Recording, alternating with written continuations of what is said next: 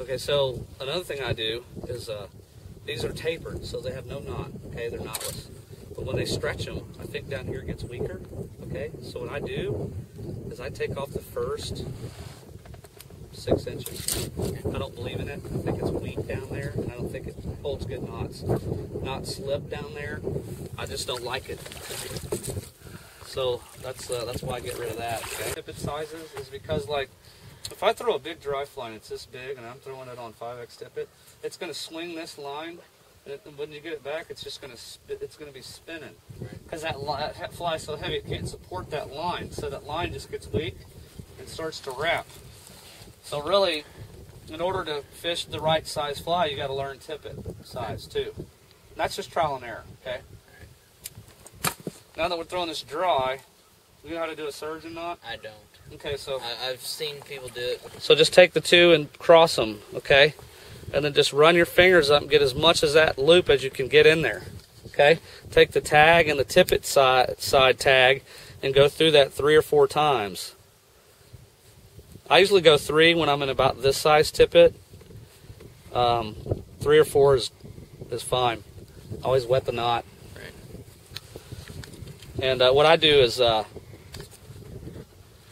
if you sell those 2 little 45-degree angles, if you know you got those little angles, those cute angles like that, you're in. Okay. Strong knot. So don't always try to tighten your knot yourself and go, because now you weaken the knot.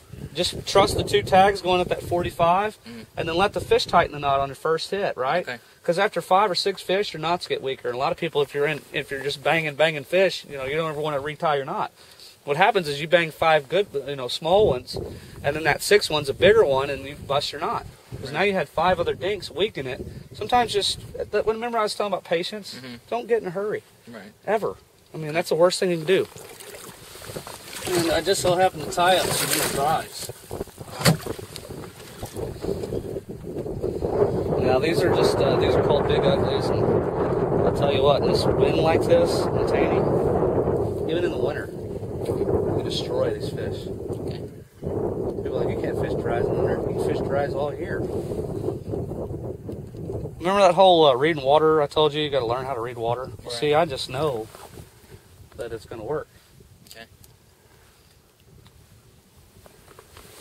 So check this out. I'm going to do the first one. I'll let you do it. Okay.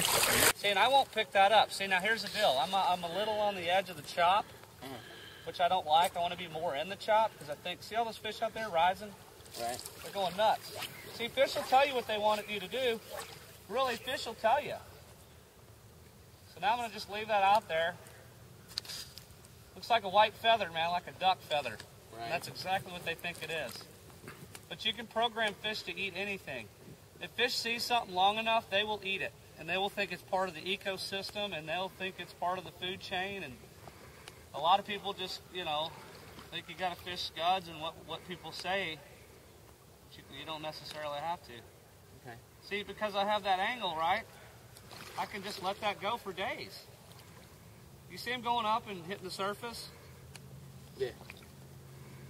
Now here's another way you can do this too, which is pretty cool. You can suck this fly under and strip it. But I could wait it out and just ride with that. See, now that I have this angle right, I can go with that for days. Now here's another thing too. Look what's coming down the river first, the fly, not me. So when you fish sideways all the time, you're already alarming fish. See, those fish down there, they're not alarmed at all, are they? No. Because I'm freaking 40 feet away from them. Right.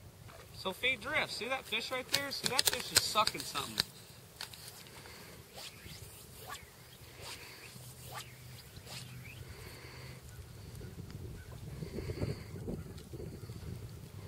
Now they might not want it on the surface, and we'll suck it under. You can strip this thing back too, man.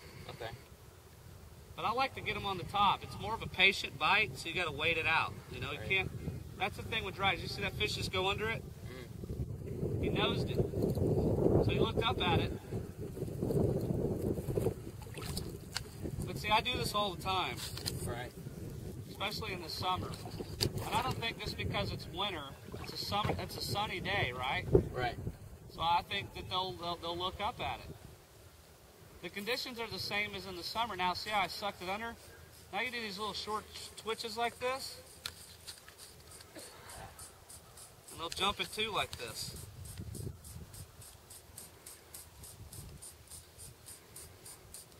But it's better to have a swing, so like, if you wanted to suck it under only, cast it more straight like that, and then get it running more across the current like this, okay? Okay. Makes more sense to them.